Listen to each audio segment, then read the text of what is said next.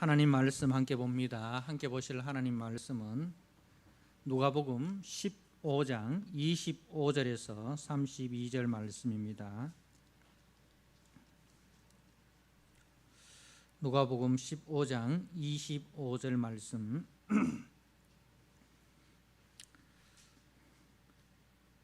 아들은 밭에 있다가 돌아와 집에 가까이 왔을 때에 풍악과 춤추는 소리를 듣고 한 종을 불러 이 무슨 일인가 물은데 대답하되 당신의 동생이 돌아왔음에 당신의 아버지가 건강한 그를 다시 맞아들이게 됨으로 인하여 살찐 송아지를 잡았나이다 하니 그가 노하여 들어가고자 하지 아니하거늘 아버지가 나와서 권한데 아버지께 대답하여 이르되 내가 여러 해 아버지를 섬겨 명을 어김이 없거늘 내게는 염소 새끼라도 주어 나와 내 벗으로 즐기게 하신 일이 없더니 아버지의 살림을 창녀들과 함께 삼켜 버린 이 아들이 돌아오매 이를 위하여 살찐 송아지를 잡으셨나이다.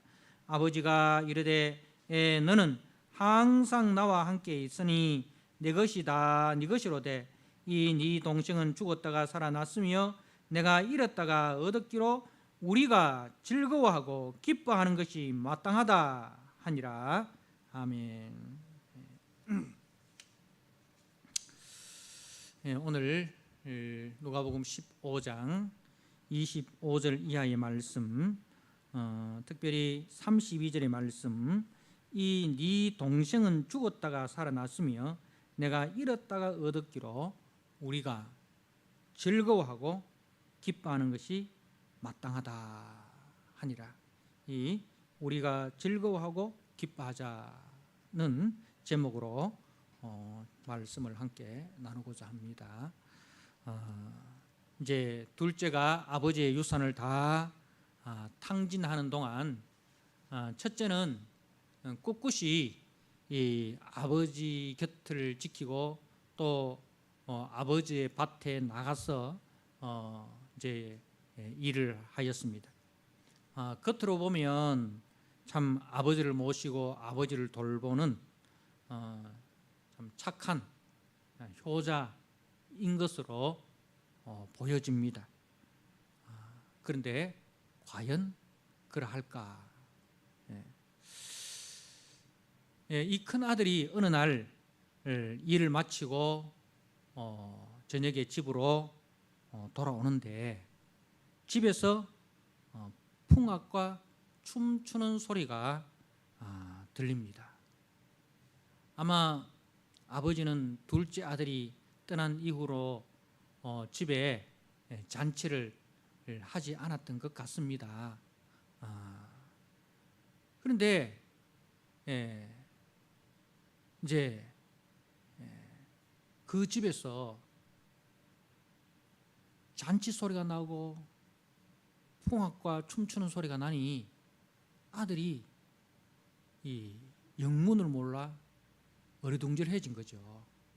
그래서 슬며시 종을 불러서 그 사연을 물어봤습니다. 우리 집에 어떻게 이 잔치 소리가 들리냐?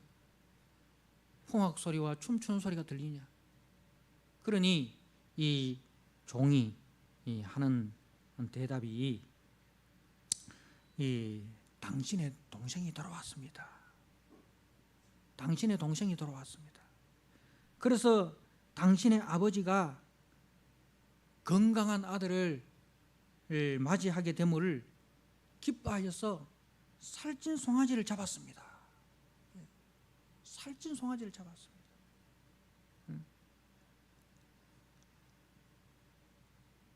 그 소리를 들은 큰아들의 반응이 무엇입니까?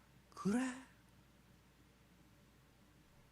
집 나갔던 동생이 내 동생이 돌아왔다고 하면서 그 동생을 맞이하기 위해서 달려 들어갔습니까?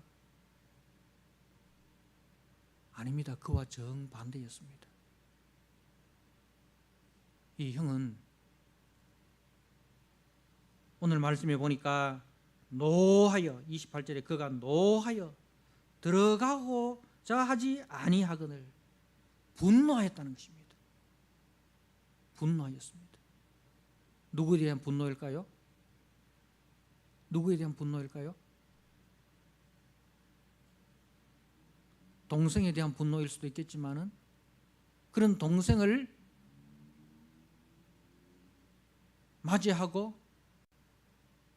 맞이할 뿐만 아니라 그 동생을 위해서 살찐 송아지를 잡아서 잔치를 하는 그 아버지에 대한 분노가 아닐까요? 뒤에 대답을 보면은 바로 그러한 것 같습니다. 분노하여서 집에 들어가기를 싫어하였습니다. 나는 그런 놈과 상종할 수 없어. 그런 놈을 내 동생으로 맞아들일 수도 없고, 그런 놈과 한 자리에 앉아서 나는 밥을 먹을 수도 없고,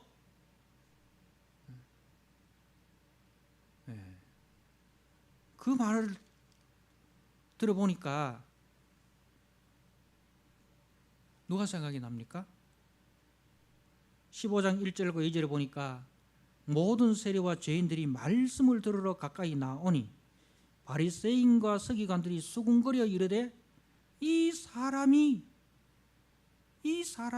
죄인을 영접하고 음식을 같이 먹는다.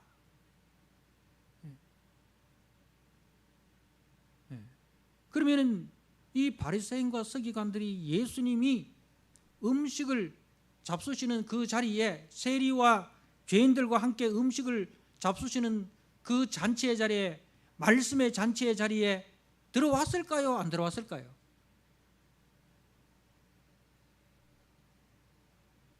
안 들어오는 거죠. 안 들어오고, 이 사람이, 그러니까 이제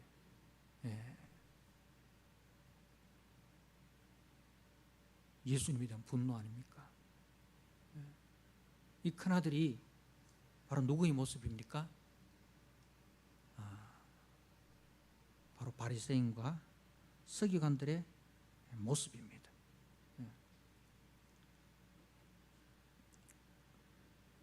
그런데 그런 저들을 주님이 어떻게 대하실까요? 그래? 들어오지 마.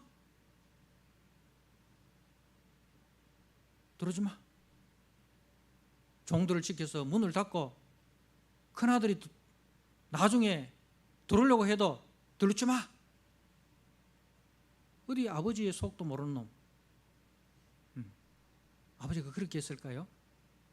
그런데 아버지는 그렇지 않았어요. 아버지는 그 둘째 아들을 맞으러 나아갔던 그 마음 그대로 큰아들을 향해서 나아갑니다. 집 밖에 있는 큰아들을 향해서 아버지가 나아갑니다. 아버지가 나아가서 권합니다. 오늘 말씀에 보니까 28절에 아버지가 나와서 권한대, 권면했다 이 말이죠. 그런데 이 아버지가 나와서 권면했다라고 할 때 이 권면이라는 단어가 헬라어로 파라칼레오라는 단어입니다. 우리가 보혜사 성령님을 뭐라고 이야기하냐면 파라클레이토스라 같은 어원이죠. 그러니까 보혜사, 우리의 보호자, 우리의 위로자, 우리의 상담자, 카운셀러. 성령님은 우리의 보호자 되시고 우리의 위로자 되시고 우리의 상담자 되십니다. 그러니까 이제 아버지가 이 큰아들을 위로하시는 거예요. 큰아들을 상담하는 거예요. 큰아들을 권면하는 거예요. 뭐라고 권면하겠습니까? 우리가 함께 가자. 함께 들어와서 함께 기뻐하고 함께 즐거워하자. 그 아버지의 잔치에 함께 들어오기를 권면합니다. 사랑하는 성도 여러분, 이 하나님의 은혜의 잔치에는 모든 사람들이 초청되었습니다. 세상적인 기준과 세상적인 차별을 근거하지 않고 하나님은 어떤 사람이든지 간에 차별하지 않고 이 잔치에 다 초대하신 거예요. 유대인뿐만 아니라 이방인까지도. 율법을 지키는 자뿐만 아니라 율법의 율자도 모르는 사람들조차도. 그래서 너희는 모든 족속으로 제자를 삼아. 너희는 모든 족속으로 제자를 삼아. 이 하나님의 은혜의 잔치, 구원의 잔치에 모든 인류를 다 초청을 하신 것입니다.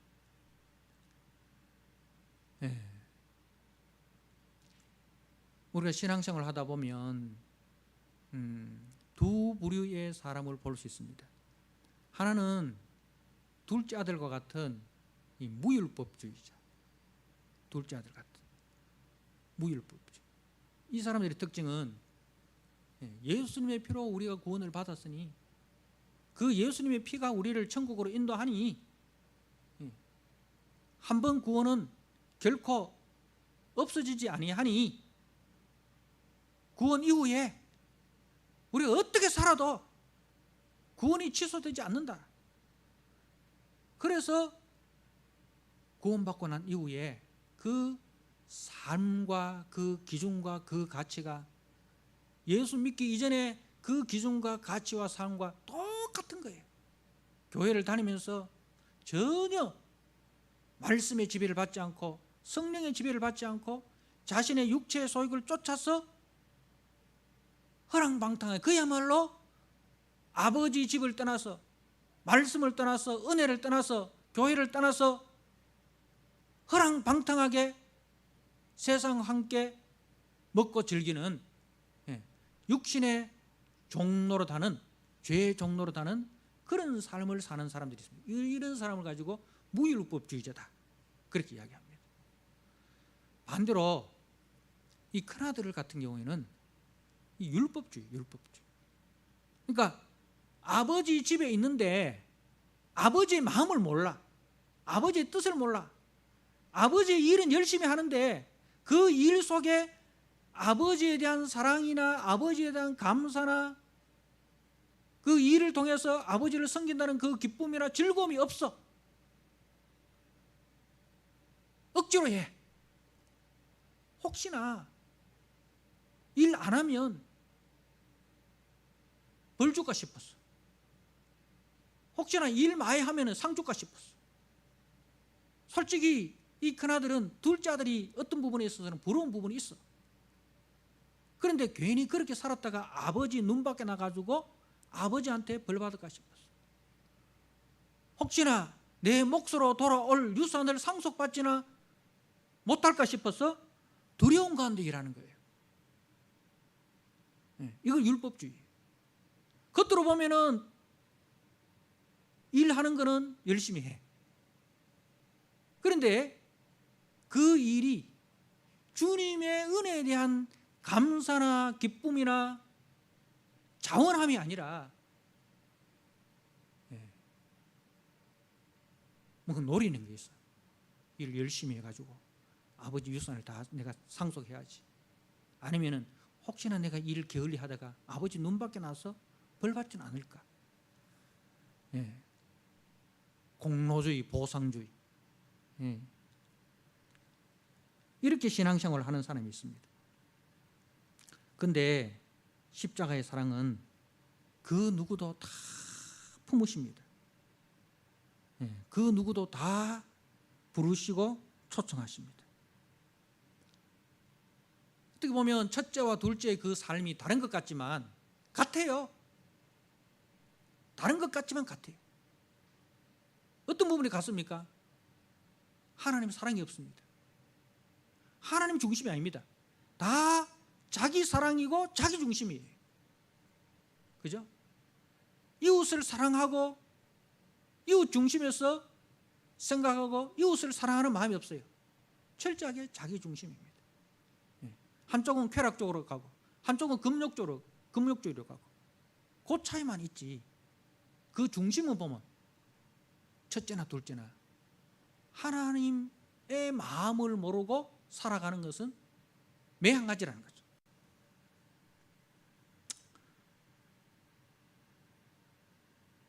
이 큰아들은 아들로서 아버지를 섬긴 것이 아니라 종으로서 아버지 집에 일을 하는 것입니다. 아들로서의 기쁨이 아니라 종이로서 마지못해서 하는 그런 행위라는 것입니다. 이런 사람들이 제일 싫어하는 게 뭐냐면은 은혜입니다. 이 공로주의, 보상주의, 율법주의가 제일 싫어하는 게 은혜라는 단어를 제일 싫어합니다.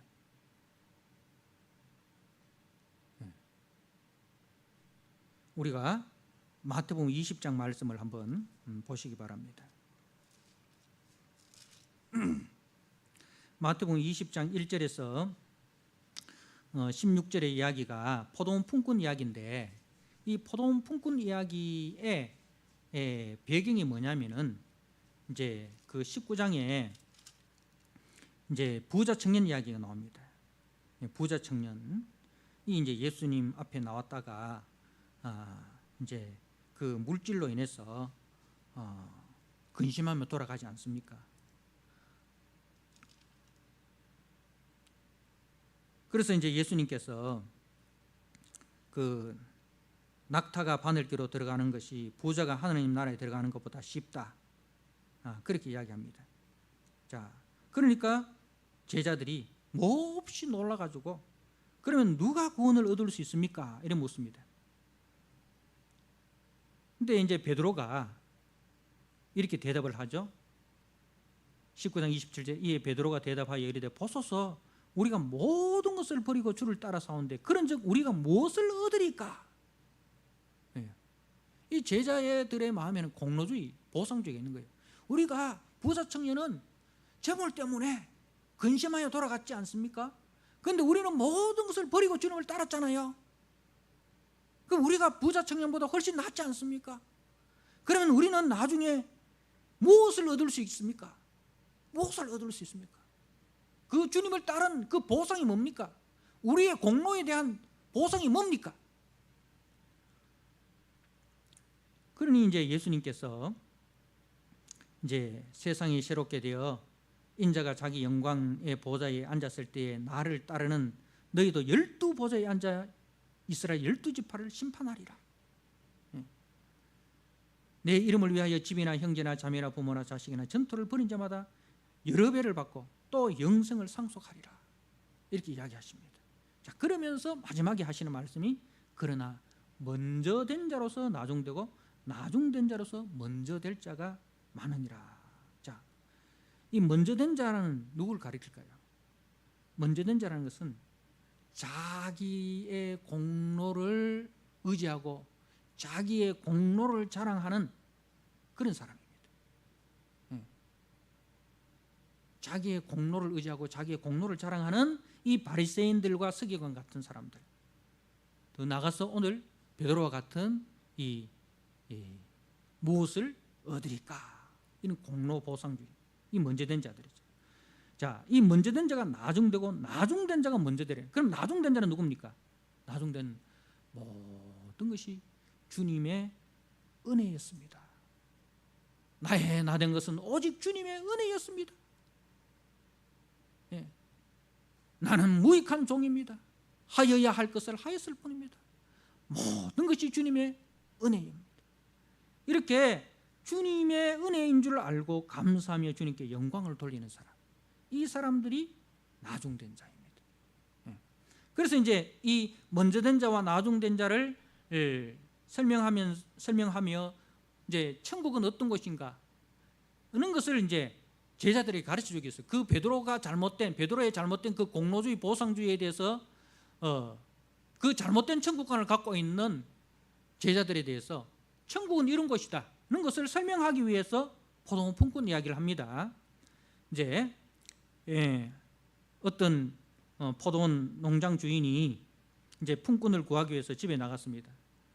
하루에 한 데나리온씩을 품꾼과 약속을 하고 이제 들여보냅니다. 아마 아침 일찍 오전 6시나 7시, 유대인들은 해 뜰 때부터 해질 때까지를 하루로 이렇게 계산을 하니까 아침 일찍 이렇게 오전 7시나 6시나 아주 아침 일찍 이렇게 품꾼들을 사서 농장에 보내는데 하루에 한 데나리온씩 약속을 합니다. 자, 그리고 이제 그 다음에 3시 3절에 보면 3시에 나가니 장터에 놀고 서 있는 사람들이 또 있는지라. 3시는 이제 우리로 하면은 6을 더하면 되는 거예요. 9시죠. 오전 9시에 이제 또 들려보냅니다. 놀고 있는 사람들. 그 다음에 6시야. 그 다음에 제6시, 제9시, 제6시는 정오, 제9시는 오후 3시. 그리고 심지어 주인이 몇 시까지 들려보냈냐면은 6절에 보면 제11시, 제11시는 6을 더하면은 몇 시예요? 몇 시죠? 네.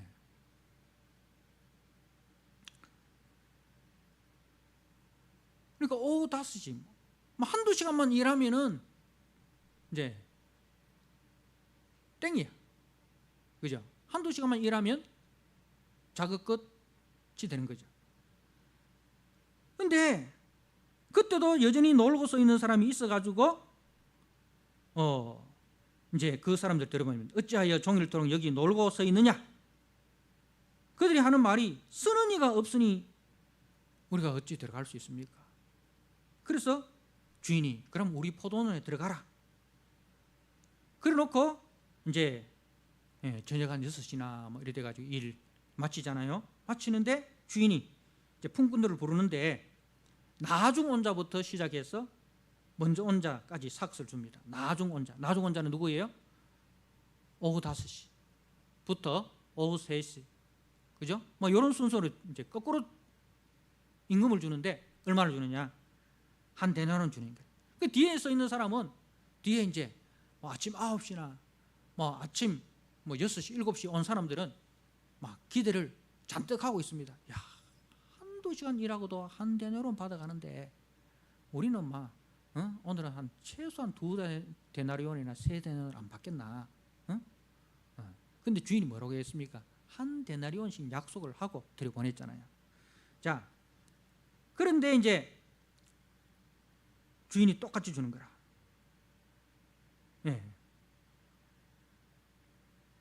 그래서 저들이 뭐라고 이야기합니까? 11절에 받은 후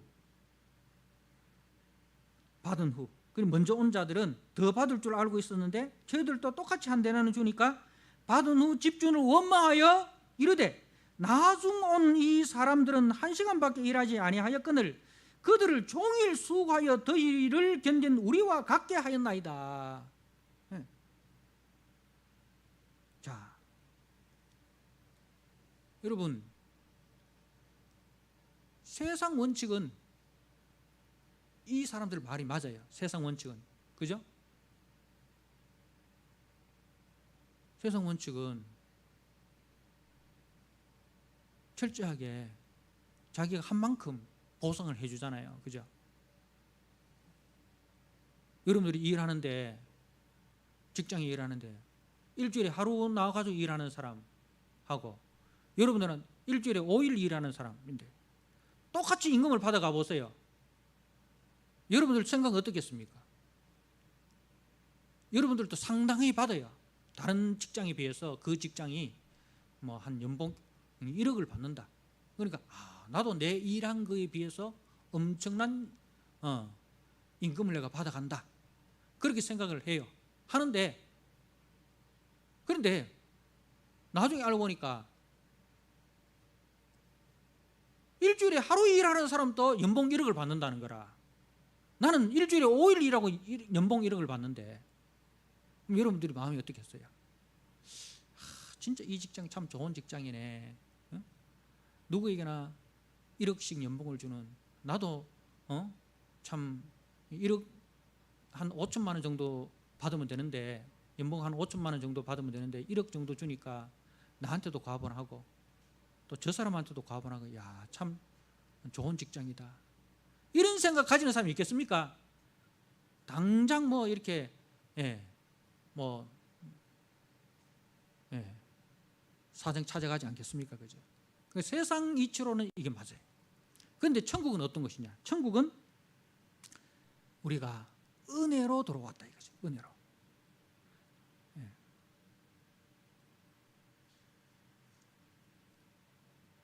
천국은 어떤 누구도 자기 힘으로 들어올 수 없는 것이 천국입니다.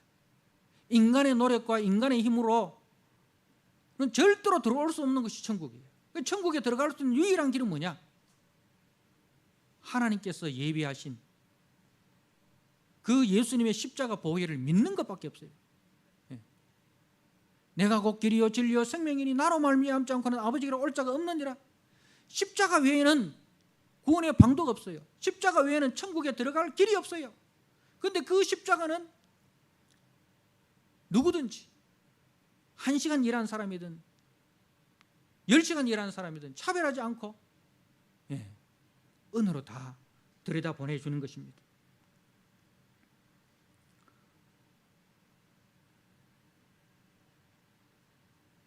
이 공로주의의 문제점은 자기가 전적으로 타락하고 전적으로 무능한 죄인임을 알지 못하는 데 있습니다. 십자가를 모독하는 거예요. 십자가는 모든 사람이 죄를 범하였으며 하나님의 영광을 이루지 못하더니, 그래서 그 전적으로 무능하고 전적으로 타락한 이 죄인들을 구원하는 유일한 길인데, 이 공로주의는 자기의 의로서 천국에 들어가고 거기서 보상을 받는다고 생각하니까 철저하게 십자가를 모독하는 겁니다. 그리고 공로주의는 철저하게 남과 나를 비교합니다. 그리고 차별합니다.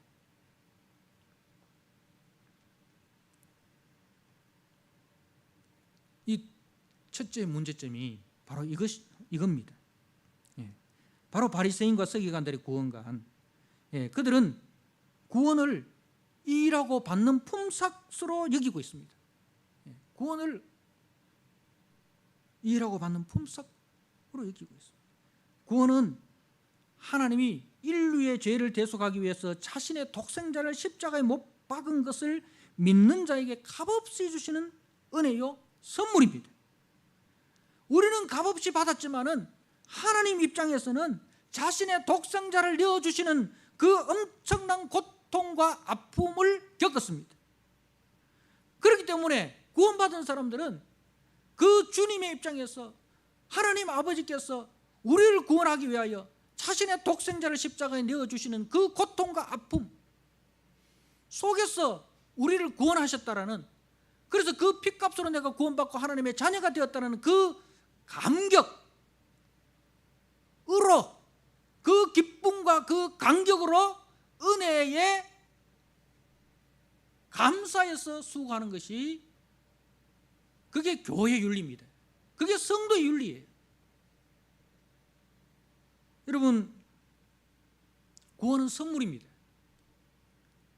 우리가 선물로 받았기 때문에 우리가 하나님 앞에 하는 것도 전부 다 뭐가 되어야 됩니까? 선물이 되어야 됩니다.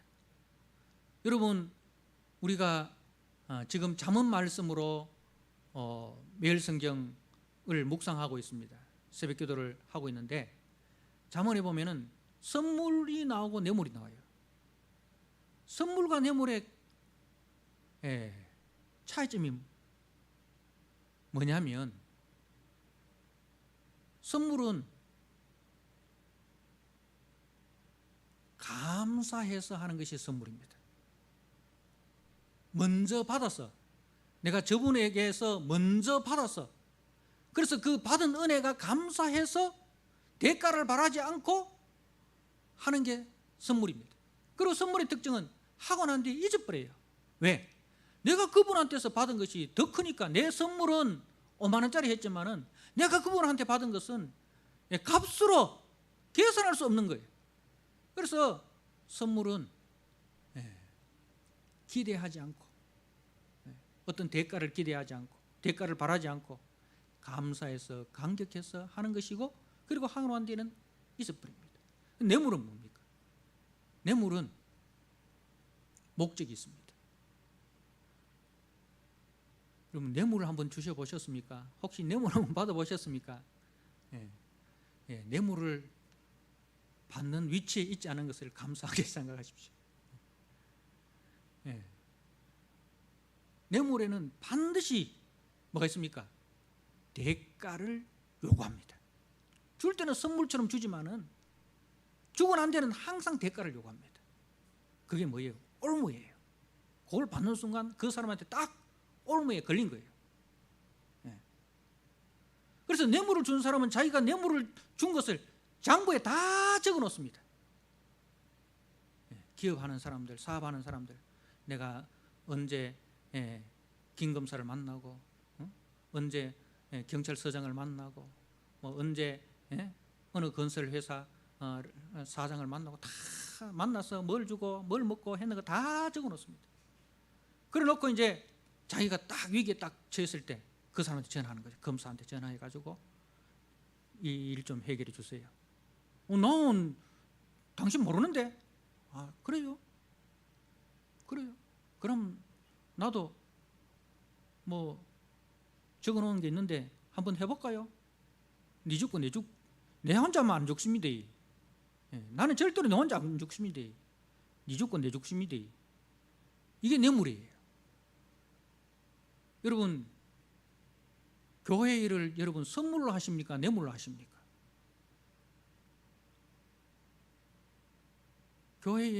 교회는 하나님의 은혜에 감사해서 우리가 선물로, 이 헌금도 선물이고 헌신도 선물이고, 어떤 하나님 앞에 기대하지 않습니다. 왜? 하나님은 우리를 위해서 자신의 독생자까지 아끼지 않고 내어주신 분이 우리를 위해서 무엇을 아끼겠느냐 이 말입니다. 그죠? 우리를 위해서 자신이 가장 사랑하는 독생자까지도 아끼지 않고 내어주신 분이 우리를 위해서 무엇을 아끼시겠는가? 그래서 그 하나님의 사랑과 하나님의 은혜에 감사하고 감격해서 자발적으로 헌신하는 거예요. 자발적으로 헌금하는 거예요. 모든 것이 주님의 은혜입니다. 모든 것이 주님의 축복입니다. 모든 것이 주님의 선물입니다. 그래서 우리가 헌금할 때 그 정신으로 하지 않습니까? 그죠? 그 십자가 은혜에 감사해서 몸밖에 드릴 것 없어 이 몸 드립니다. 그 마음으로 우리가 헌신하고 헌금하잖아요. 그런데 우리가 헌금하고 헌신하면서 일일이 내가 오늘 교회에 금요일 날 나와서 청소했고, 교회 헌금 얼마 했고, 뭐 전도 몇 시간 했고, 기도 몇 시간 했고 다 적어놓고, 하나님 보십시오.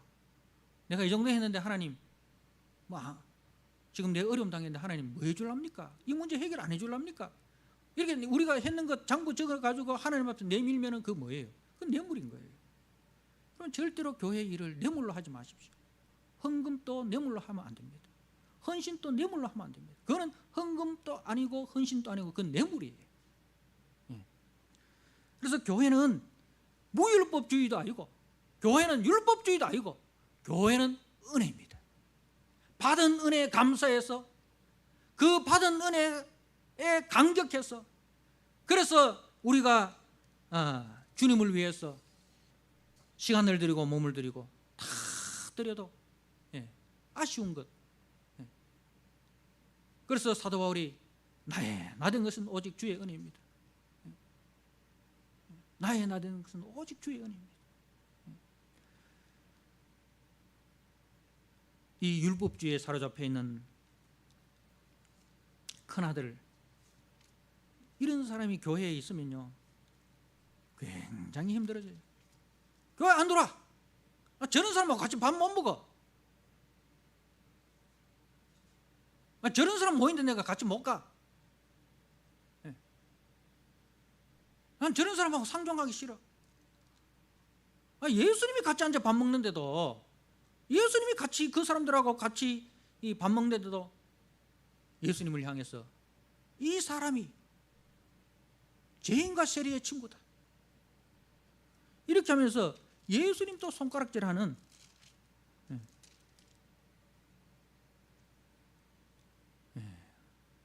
그러니까 항상 자기가 기준이 되어 있습니다. 자기가 표준이 되어 있어요. 자신이 중심이 되어 있습니다. 그래서 이 사람이 30절에 보면 아버지의 살림을 창녀들과 함께 삼켜버린 이 아들이 돌아오매, 이 아들이 돌아오매. 이 말은 문에 보면은 이 당신의 아들이 돌아오매 이렇게 써요. 이 당신의 아들이 돌아오매. 내 동생 아니다 이 말입니다. 내 형제 아니다 이 말입니다. 하나님의 아들은 될 수 있어도 내 형제는 아닙니다. 교회에서 말이죠. 뭐 하나님의 아들은 될 수 있어도 내 형제는 아닙니다. 이렇게 이야기하는 거예요. 그리고 이 사람은 그 사람의 과거를 다 기억하고 있습니다. 아버지의 살림을 창녀들과 함께 삼켜버린 이 아들. 과거에 네가 그런 짓 해놓고 뭐 교회 와서 뭐 은혜니 뭐니? 네 양심도 없냐? 네. 자신의 행위를 기준으로 해가지고 남의 행위를 다 비교하고 평가하고 이렇게 하는 거예요.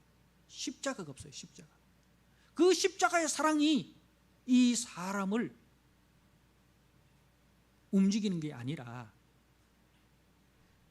자기의 공로가 기준이 되고 자신의 공로가 표준이 되어서 다른 사람을 평가하고 판단하고 심판하고 정죄하고.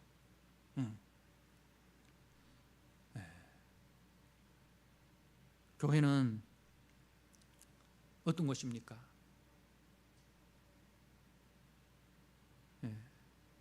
교회는 우리가 아무런 자격 없고 아무런 공로 없는데 주님이 우리를 불쌍히 여기셔서 우리를 주님의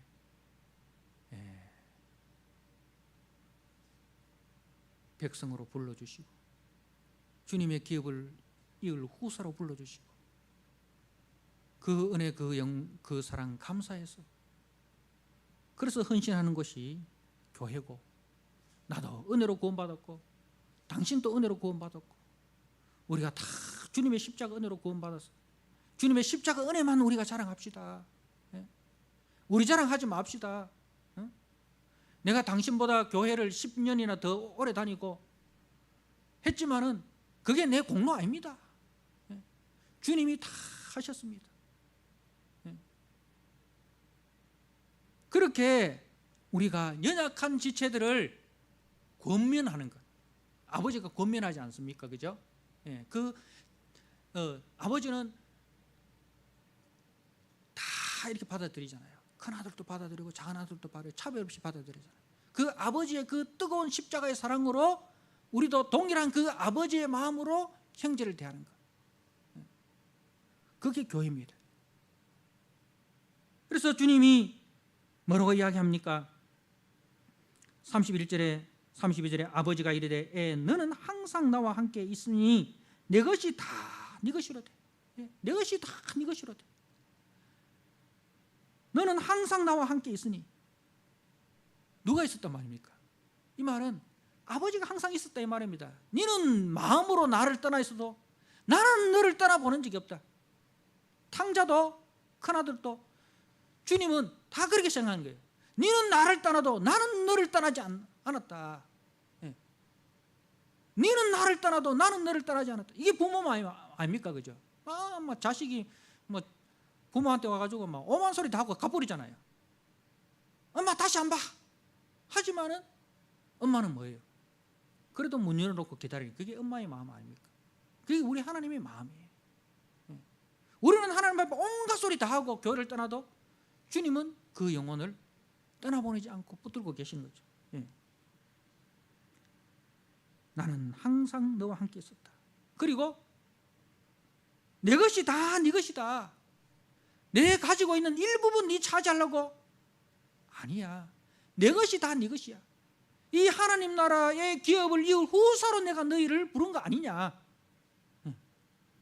이 하나님의 은혜를 이야기하는 거예요. 자, 그리고 이 네 동생은 네 동생, 네 동생이다. 아버지의 아들이 아니라 아버지의 아들인 동시에 너의 동생이야. 네. 여러분 주변을 둘러보십시오. 다 여러분의 형제고 여러분의 자매고 여러분의 모친입니다. 누가 내 형제요 내 모친이냐? 아버지의 뜻대로 행하는 자라야 내 형제요 내 모친이다. 우리가 예수 안에서 우리가 형제와 자매와 모친으로 이렇게 연결이 되어 있는 거예요. 이 네 동생은 죽었다가 살아났습니다. 얼마나 귀한 존재입니까? 여러분 동생 중에 죽었다가 살아난 동생이 있으면 얼마나 귀합니까? 잃었다가 다시 얻었기로 3살 때 잃어버렸는데 다시 찾아서요. 얼마나 기쁩니까? 그러니까 우리가 연약한 지체를 볼 때에 어떤 마음을 듭니까? 어디 갔다가 이제 왔냐? 뭐 하다가 이제 왔냐? 이렇게 우리가 생각하지. 왜 왔냐? 늘 그렇게 살지. 교회 와서 변화되지도 않으면서 왜로 교회 왔냐? 그럴 바에야 차라리 세상에서 계속 살지. 이런 마음으로 우리가 보면 안 된다는 거죠. 우리가 즐거워하고 기뻐하는 것이 마땅하다. 여러분 교회 와서 우리의 형제 자매들을 볼 때 기쁨이 있고 즐거움이 있습니까? 감사가 있고 반가움이 있습니까? 그게 형제요? 그게 자매예요. 왜 왔냐? 뭐 하다가 왔냐? 소 닭 쳐다보듯이. 그게 아니에요.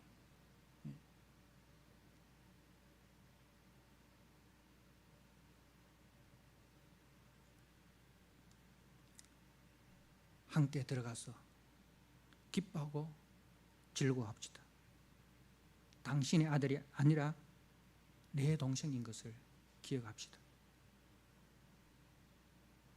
그리고 십자가의 사랑 안에서 우리가 함께 울며 함께 나누는 그런 은혜의 공동체로 세워가는 저와 여러분 되기를 주님의 이름으로 축복합니다. 아멘. 우리 하나님 아버지, 주님의 그 만극하신 사랑과 은혜를 감사드립니다. 우리는 때로는 무율법주의자처럼 허랑방탕하게 살았고, 때로는 율법주의자처럼 내가 기준이 되고 내 공로와 내 보상을 바라보면서 하나님의 일을 하였고, 내가 기준이 되어서 형제를 판단하고 형제를 심판할 때가 많았습니다. 우리 주님은 그러한 저희들을 다 품어주시고 성령으로 우리를 권면하여 주셔서 하나님의 그 은혜에 참여시켰습니다. 하나님의 아들 우리 주 예수 그리스도의 그 십자가 보혈의 그늘 아래로 우리를 다 불러주셔서 우리의 과거를 묻지 아니하시고 너는 내 사랑하는 아들이다. 너희들은 서로 형제요 자매다. 그렇게 우리가 예수 안에서 가족으로 우리를 세워주셨습니다.